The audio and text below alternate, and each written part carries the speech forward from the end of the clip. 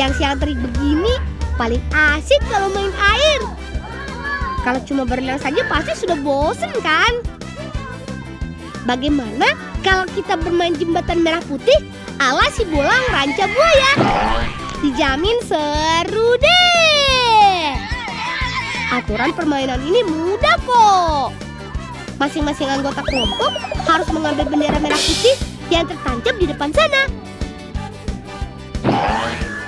Eits, tapi tidak semudah itu. Kami harus melewati titian tangga bambu ini dulu. Ya. Percobaan pertama gagal. Teman, setiap ada pemain yang gagal melintasi titian, berarti permainan akan dilanjutkan oleh pemain lawan. Tapi kalau kita berhasil, maka yang bermain selanjutnya tetap dari anggota tim kita.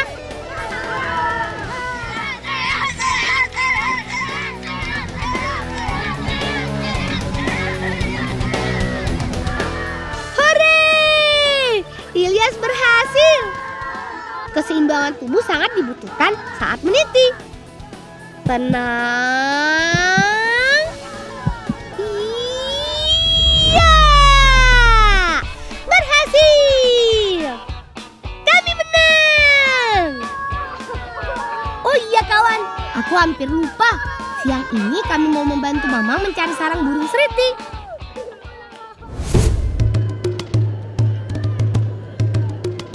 Burung seriti biasanya membuat sarang di tempat yang sulit dijangkau, seperti tebing tepi pantai.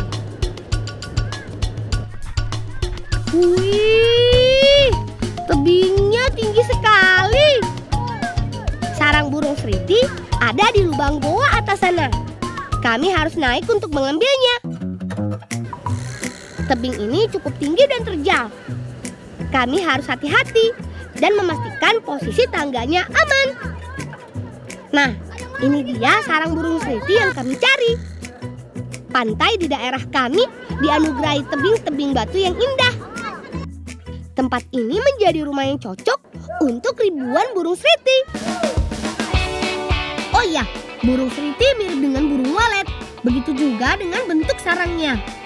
Bedanya burung walet membuat seluruh sarangnya dengan air liurnya, sedangkan seriti membuatnya dari rumput dan ranting kecil. Air liurnya hanya digunakan sebagai perekatnya. Nah, air liur inilah sumber manfaat dari sarang seriti. Kata Mamang, sarang seriti ini harganya lumayan mahal. Meskipun tidak semahal sarang burung walet, harga sarang burung seriti bisa ratusan ribu per kilonya. Ayo, atas cukup dikasih orang. Ayo. Sarang seritinya sudah dapat banyak nih. Ayo Ilyas, kita turun. Waduh, kemana tangganya?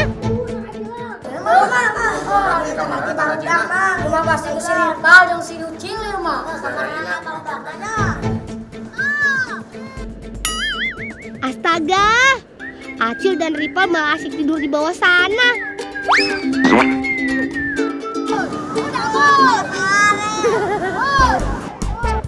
Ayo, kita minta tolong Teh Devi untuk buat makanan dari sarang seriti ini.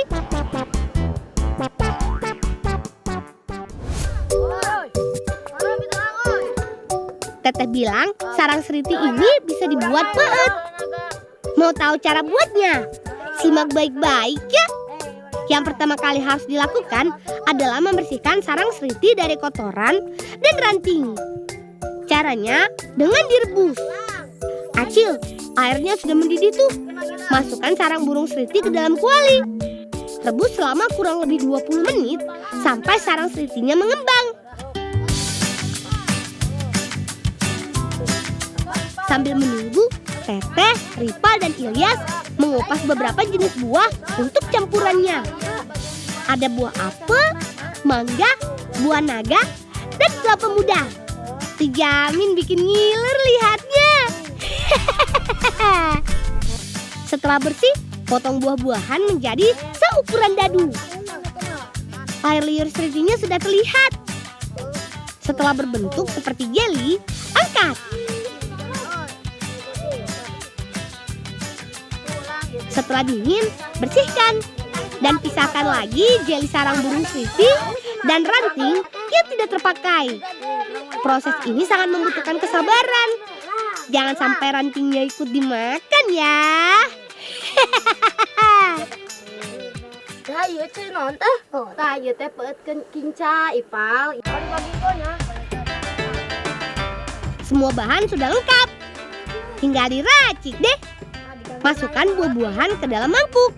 Kemudian tambahkan jeli sarang seriti di atasnya. Terakhir, siram deh dengan air gula aren. Tuh, menggoda sekali kan? Ayo, kita hajar! Wih, nikmat sekali peut sarang seriti buatan Teteh. Segar! Menurut buku yang aku baca, sarang seriti kayak manfaat. Selain rasanya yang nikmat, jeli sarang burung seriti mengandung zat yang berguna untuk menghilangkan panas dalam dan meningkatkan daya tahan tubuh kita. Badan sudah kembali bugar nih. Ayo bermain lagi.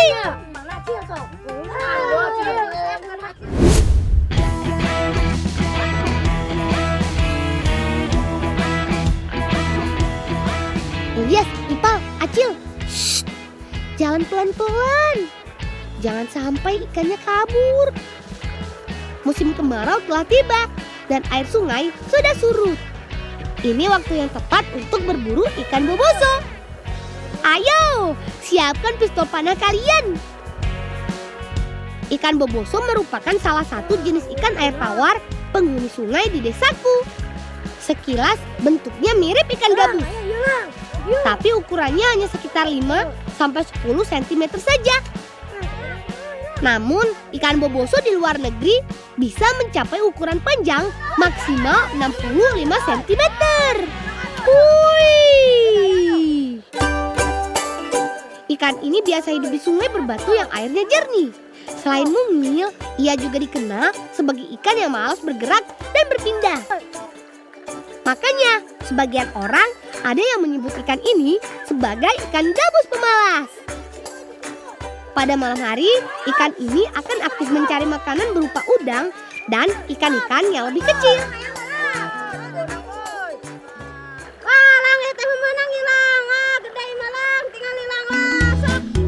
Wih, Teteh dapat. Kita jangan mau kalah sama Teteh. Berburu ikan boboso memang harus jeli, karena dia tidak akan merusik meskipun ada musuh di dekatnya. Warna kulit tubuhnya bisa menyerupai dengan bebatuan di sekitarnya. Nah, ketahuan kamu. Ayo, bidik sasaran. Akhirnya aku dapat juga. Tak ketinggalan, Ilyas dan lainnya juga dapat. Bisa makan enak kita hari ini. Wah, ya mata seorang, ayo lang, orang pasak lang, ayo baru dak, orang kan itu, ayo orang pasak, ayo.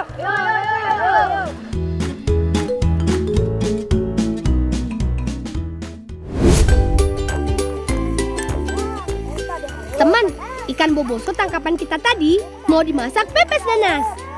Sambil menunggu Teteh siapkan bumbunya, kita harus mencari nanas hutan.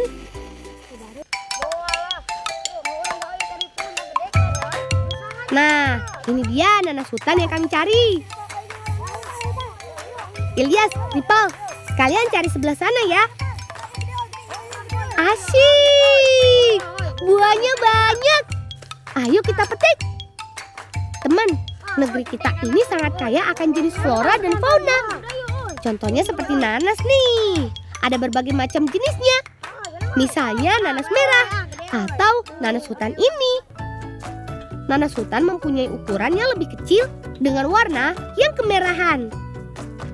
Nanas juga dikenal sebagai tanaman yang mempunyai duri di seluruh bagian pohonnya, mulai dari daun sampai buahnya. Jadi harus berhati-hati saat memegangnya. Meskipun buahnya banyak, ambil secukupnya saja ya. Ayo kita susul Teteh.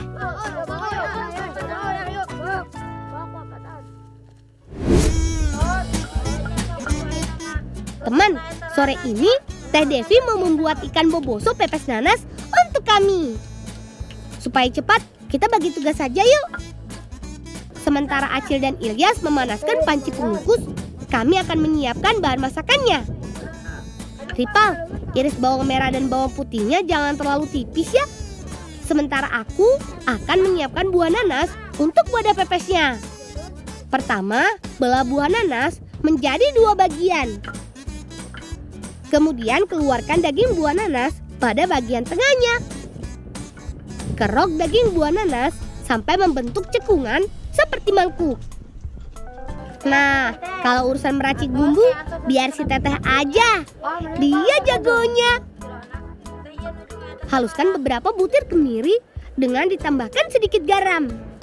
Kemudian, tambahkan irisan bawang merah dan bawang putih.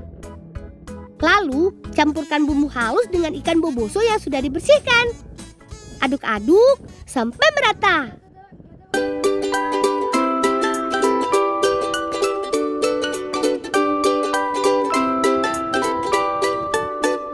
Semua bahan sudah siap.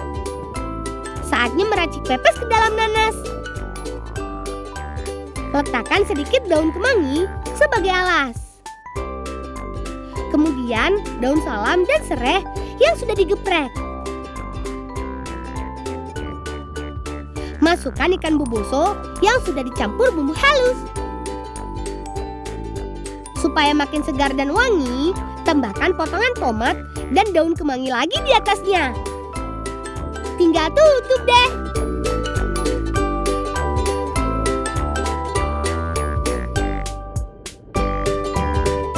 Supaya tidak tumpah, tusuk bagian atas dan bawah buah menggunakan tusuk sate. Pepesnya siap dikukus. Panci kukusan sudah mendidih. Ayo susun pepes nanasnya.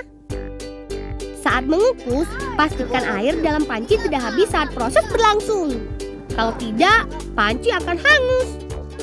Karena pepesnya di dalam nanas, kita kukus sedikit lebih lama dari pepes biasanya. Kurang lebih sekitar 1 jam.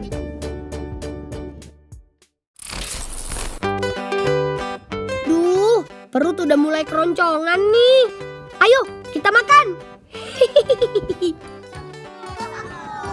Teman, kata Teteh, buah nanas dapat menghilangkan bau amis pada ikan. Selain itu, nanas akan membuat daging ikan menjadi lebih empuk. Meskipun kecil, daging ikan boboso mengandung vitamin E yang baik untuk kulit. Kandungan albuminnya juga dapat membantu proses penyembuhan luka operasi, nyeri badan, dan luka bakar. Nah, seru kan petualangan kita?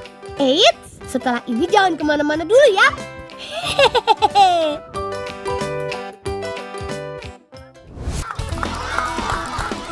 Ayo Rizal, yang semangat larinya. Kita pasti bisa mengalahkan timnya Rizky.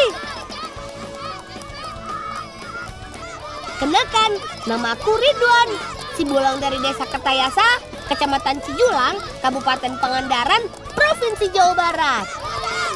Petualangan kali ini dijamin seru deh. Kita mulai dengan bermain panjat pisang dulu ya. Permainan ini memadukan kecepatan dan kerjasama dalam tim. Iya, sekarang giliranku. Aku harus sampai terlebih dahulu, karena tim yang sudah lengkap bisa memanjat batang pisangnya duluan. Ayo Hisan, Rizal, Fahmi, buat kuda-kuda yang kuat. Licin sekali. Jangan sampai kita kalah dari tim lawan.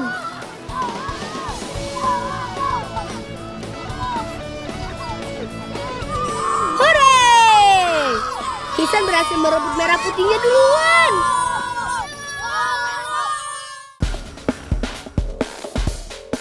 Kali ini kami akan membuat tahu. Membuat tahu prosesnya cukup panjang. Pertama, kita giling kedelai yang sudah direndam air selama 6 jam. Tujuannya supaya kedelai empuk dan mudah digiling. Dalam sehari, tempat ini bisa menggiling puluhan kilogram kacang kedelai. Rebus gilingan kedelai ke dalam tempat khusus. Kalau kayu bakar dan api bagus, biasanya akan memakan waktu kurang lebih 30 menit hingga mendidih. Tahap selanjutnya, Angkat dan saring ampas tahu menggunakan kain kelambu.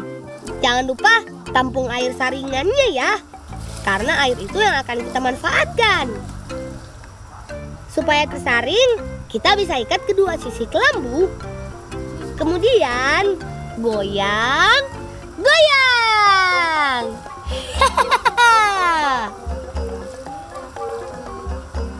Setelah tersaring, pisahkan ampas tahu. Biasanya masyarakat memanfaatkan ampas tahu sebagai pakan sapi. Jadi dalam proses ini tidak ada bahan yang terbuang. Proses berikutnya, paman memasukkan cuka ke dalam air saringan. Tujuannya supaya sari tahu menggumpal. Tunggu beberapa saat. Kemudian angkat kembang tahu ke dalam cetakan khusus yang sudah dilapisi kain penyaring.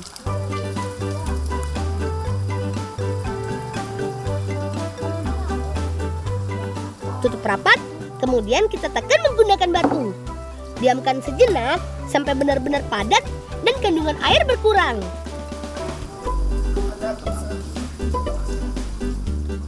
Tara! Tahunya sudah jadi. Sekarang tinggal dipotong-potong.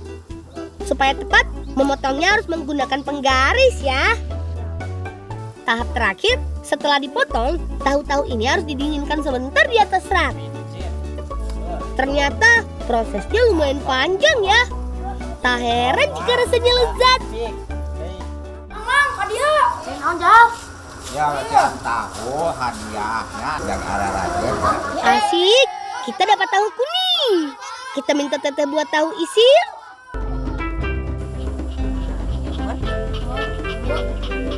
Ayo, Fahmi, lubangi semua tahunya. Teman, kali ini kita mau memasak tahu petir isi sayur. Untuk bumbu petirnya, teteh sudah menyiapkan cabai rawit dan bawang merah. Keduanya ditumbuk sampai halus ya. Kemudian untuk isian sayurnya, kita menggunakan kubis yang diiris tipis, potongan wortel, dan kecambah. Bumbunya sudah halus. Supaya rasanya mantap, kita campurkan semua bahan ke dalam cobek. Aduk-aduk sampai rata ya.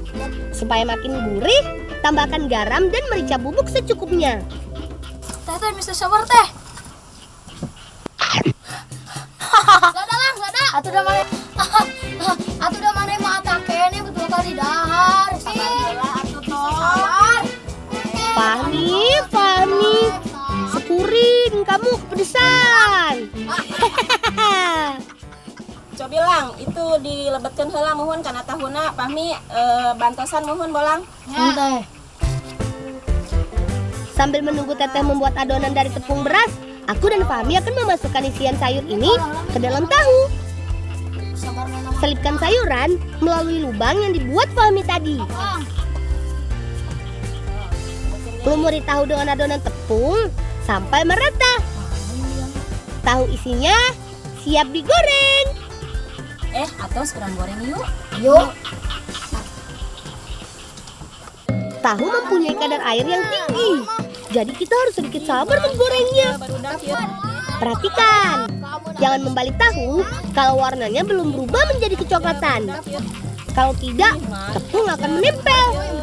Kalau warnanya sudah coklat keemasan merata, tandanya tahu goreng sudah matang.